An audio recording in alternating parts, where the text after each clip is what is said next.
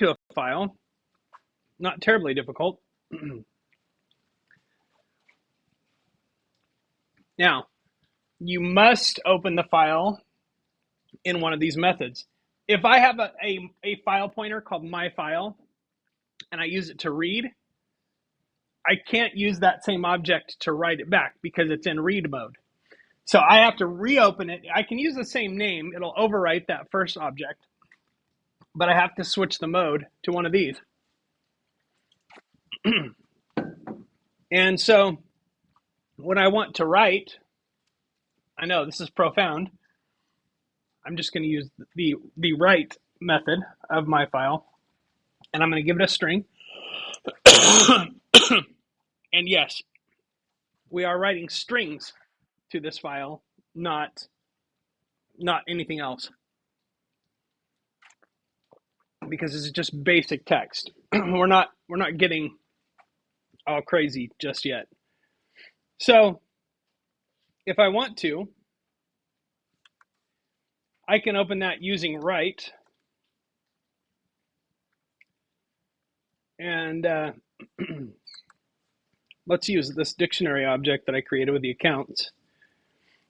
And I'm going to iterate through the dictionary, and I'm going to write each account separately. So for str account in dictionary accounts,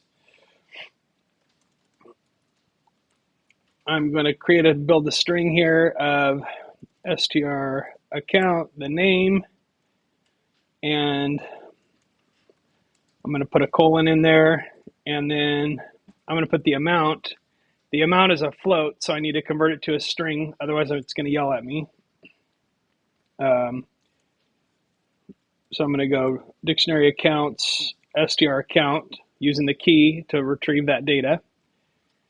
And then I'm going to, at the very end, put in a new line character. Actually, I'm going to leave that off first and show you what it does. So I'm going to now use the file test dot write and str write. So now I'm going to write that string. So for each account, it's going to write this, a colon, and this into that file. I'll change the value here so we know that it works. And let's run that. Okay. Doesn't do anything visible, but when I open the text file, you can see here. Now, this is not optimal for me to put them on the same line, but every time I append to this file, it doesn't put line breaks in automatically. It's just going to continue adding characters. So let's just go back to this, and I'm going to try it with append. And if I run this code 3 times, and then I open that file, you can see here, it's just giving me a huge long string of data. Not really useful, because now how do I break that apart if I want to use it? So if you're saving data, you want to think about the form that it's in when you save it, because you want to think about how are you going to retrieve that data back again. And this is going to be pretty tough to break apart reliably. So I don't really want to do it that way. So using write, first of all, I'm going to overwrite this data. This isn't going to be an append situation, because I don't want to keep a journal of all of the different balances that have been kept for that program for the entire time. What I want to do is I want to write, I want to write new amounts in here. And every time those balances get updated and it gets saved,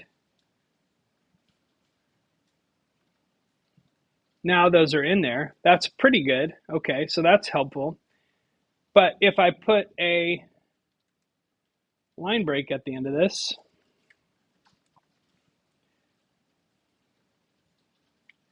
then now I can read that text file one line at a time.